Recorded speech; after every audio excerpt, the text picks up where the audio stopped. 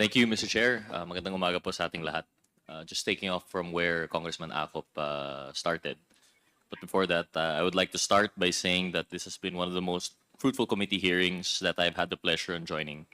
Throughout the course of 7 hearings, we have brought detail to some long-held suspicions, the confidential funds of the OVP and DepEd that had been abused or malversed or maybe even taken. By abused, I mean that the relevant officers of the OVP and the DepEd took advantage of gaps in and in fact violated Joint Circular 2015-001. Mahirap po na problema ito. Pera po ng taong bayan ang pinag-uusapan dito, and unless we are aware of these gaps and violations, the legal regime cannot and will not change for the better. Today, I'd like to go through some of these violations as mentioned by Congressman Acop. The SDO has the sole mandate to disburse the CF, the confidential funds, and to prepare and submit the liquidation reports of cash advances with the relevant supporting documentation as prescribed under the Joint Circular. Siya lamang. On the other hand, a security officer is a personnel who has been officially designated as such to have access to security information. Klaro po ang kani-kanilang mga responsibilidad.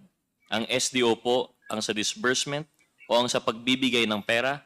Ang SO naman, yung security officer naman, ay binibigyan lamang ng access sa impormasyon. To elaborate and para po sa kaalaman ng lahat, under the Joint Circular, the SDO is personally tasked with the disbursement and liquidation of confidential funds. Ang SDO ang tagabigay ng pera, siya lang under the Joint Circular.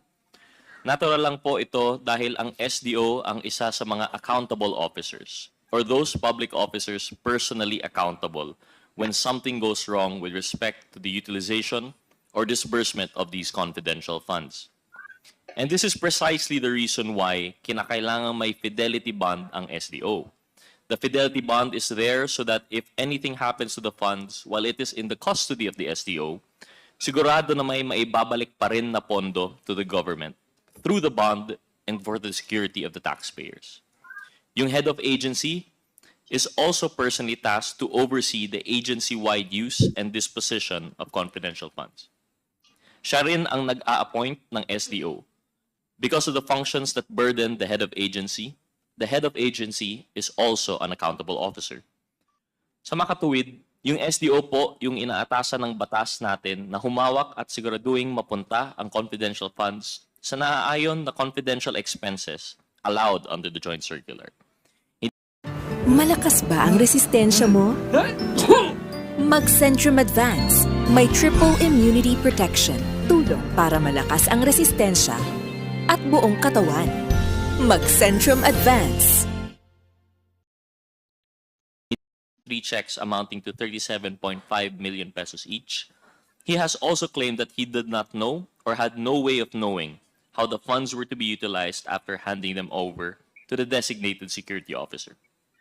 Mr. Fajardo stated that since it was Colonel Nolasco who is the expert in confidential operations, it was Colonel Nolasco who supposedly made the disbursements of the confidential funds in different localities. It begs the question, sino po ba ang totoong special disbursing officer? Kung ang nag-iisang taong pinagdi-disperse ng SDO ay si Colonel Nolasco, kung pagka-encash ng cheque ay agara naman itong inaabot sa security officer. Whatever happened to Mr. Fajardo being an accountable officer under the Joint Circular? Kung wala siyang slightest idea kung saan napupunta o kanino ibinibigay ang confidential funds? Is his role in this entire process simply ministerial? We beg to disagree. Mr. Fajardo is not just a simple bagman that would withdraw the funds and turn over to the security officer. His role, as material as it is, carries with it discretion. Discretion to ensure the accuracy of the data in the liquidation reports and to be accountable for the disbursements from the cash advances of confidential funds. But Mr. Fajardo admitted that he merely relied on the documents evidencing payments submitted by the security officer. His failure to exercise the standard care and diligence required of and inherent in his function is the height of irresponsibility and is in clear violation of his mandate under the Joint Circular. At bakit po nangyari ito? Dahil ito raw ang sabi ng head of agency ng DepEd doon na si VP Sara na ibigay ang pera sa security officer. Same case po tayo with SDO Gina Acosta of the OVP. Ms. Acosta also admitted that the utilization and payment of the confidential funds involves her handing over the money to a security officer per the instruction of no less than head of the agency, Vice President Duterte. SDO Acosta also supposedly never knew where the security officer took or expended the confidential funds. She has only testified on the basis of the information supposedly fed to her, without certainty as to who are the actual recipients or payees of the confidential funds, whether they are even actual persons. In the past hearings, it has always been made to appear that Ms. Acosta for OVP and Mr. Fajarda for DepEd would have the most knowledge as the SDOs of the confidential funds. And we have always been made to believe that it would be the two of them who would be able to shed light on the discrepancies flagged by the COA and the other erroneous and false matters po na didiscover po namin through these hearings. Unfortunately, the SDOs themselves violated their own accountability, their own certifications in the liquidation report, with them disclaiming knowledge kung saan or kanino ba talaga pumunta ang bawat sentimo ng confidential funds. They violated a particular responsibility under item 4.15.1 of the joint circular, where they are supposed to certify at least two things: na sila ang accountable for the disbursements of confidential funds and that the expenses were incurred in connection with the agency's confidential activities. How can they faithfully attest to these kung binibigay lang din naman nila yung confidential funds sa ibang tao or empleyado? Basta mangako din sa kanya yung empleyado, halimbawa, nagagamitin yung pera pambayad sa informer or pang-conduct ng surveillance activities. Now let's move on to another reeling discovery na atin din pong na-uncover throughout the hearings. And this is with respect to the certifications issued by officers of the AFP, submitted by the DepEd to the COA in support of the DepEd's utilization of confidential funds for payment of rewards to informers. Matatandaang mahigit 15 million pesos of the confidential funds spending of the DepEd went to payment of reward to informers. This expense item has been flagged by the COA in view of the DepEd's failure to provide sufficient supporting documentation on the success of the agency's own information gathering and surveillance activities. Para po ipaalala sa nakakarami, under the joint circular, one of the conditions that must be met in order for an agency or office to use confidential funds to pay rewards to informers is supporting documentation evidencing the success of the information gathering and or surveillance activities on account of the information provided by the informer.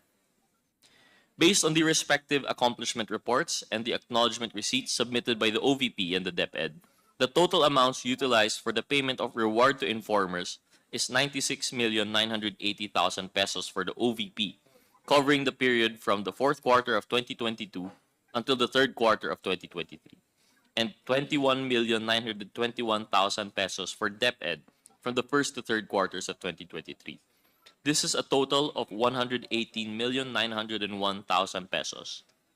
Napakarami po sanang classroom, tuition, sweldo ng guro, at iba pa ang pwedeng paggamitan nito. I stress also that this amount of money is just for supposed payment of rewards. It does not include all other things for which confidential funds were spent for.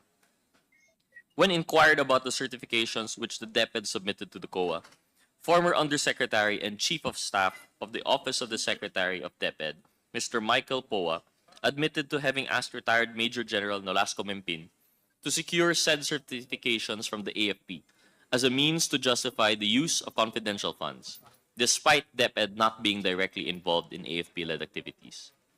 This was confirmed by former Education Undersecretary Major General Mempin, who stated on record that the DepEd has not released any single centavo to the conduct of youth leadership summits. The AFP officers themselves admitted that they did not receive any funding from the DepEd. The summits were actually funded by the budget of the Philippine Army and from funds of participating local government units, as conferred by Colonel Boransing. Lieutenant Colonel Panopio also supported Colonel Boransing's statements that they were not aware that certifications issued by them would be used to justify the DepEd's confidential fund spending for informants. We eventually came to know that these certifications issued by Army Civil Military Operations Staff Officers Colonel Boransing, Lieutenant Colonel Sangdaan Jr., and Colonel Magtanggol Panopio for the youth leadership summits and information education campaigns in 2023 only showed that the fact that these events were successfully conducted at the different barangays in their areas of responsibility. This is yet another clear derogation of the joint circular. DepEd misleadingly made it appear that the agency used confidential funds for youth training programs, when in truth it was the AFP and the LGUs which actually shouldered the expenses from their respective confidential fund allocations. There was never any correlation between DepEd's supposed surveillance or information gathering activities with the AFP's successful conduct of its summits and campaigns in partnership with the LGUs. The DepEd took advantage of the AFP, rode in the coattails of the AFP, and misled the AFP into issuing certifications for a project that is not the DepEd's to begin with. And who could forget the many anomalies we were able to uncover with respect to the acknowledgement receipts or documents evidencing payment submitted by the DepEd and the OVP to the COA. With the select few that we were able to highlight throughout the hearings, ay marami po talagang lumutang na discrepancies na ni dapat ipasawalang bahala. We were able to trace the disbursements by counter-checking the dates indicated in the ARs, and we came to know through this hearing that DepEd SDO was able to complete a job that we believe is humanly impossible. An examination of the acknowledgement receipts submitted by the DepEd for the first quarter of 2023 revealed that Mr. Fajardo made disbursements for 38 consecutive days, and for 35 out of those 38 days, payouts were made to at least 10 to 26 people per day and for various purposes. For example, reward payment, incentives, supplies, rentals, traveling expenses, etc. This is something that could not be easily missed because the acknowledgement receipts, at least for the DepEd, have fields where the payees indicate the date they received the payment and their own addresses or location.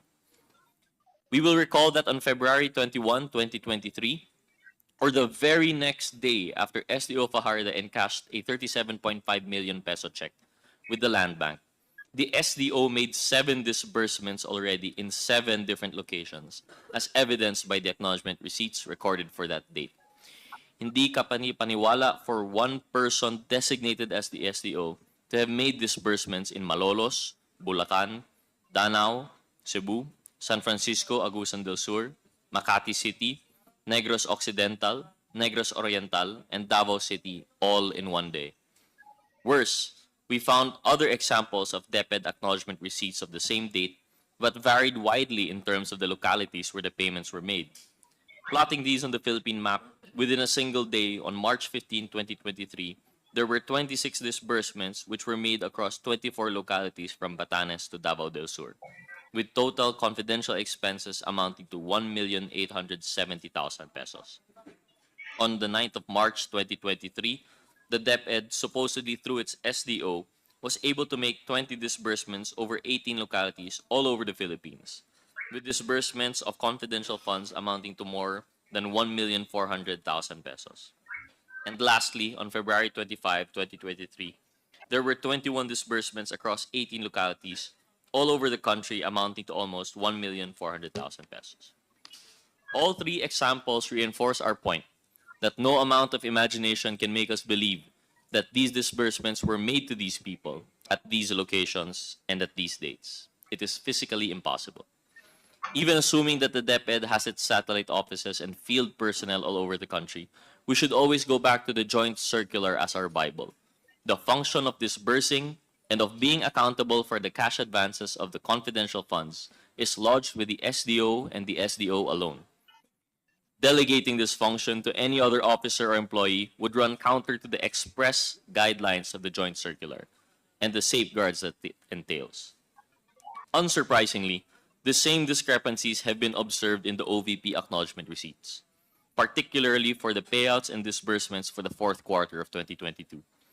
For everyone's recollection, this period refers to the 11 days when the OVP was able to use up 125 million pesos worth of confidential funds. And markedly, there were at least 3 days out of those 11 days that the payouts reached 100 recipients.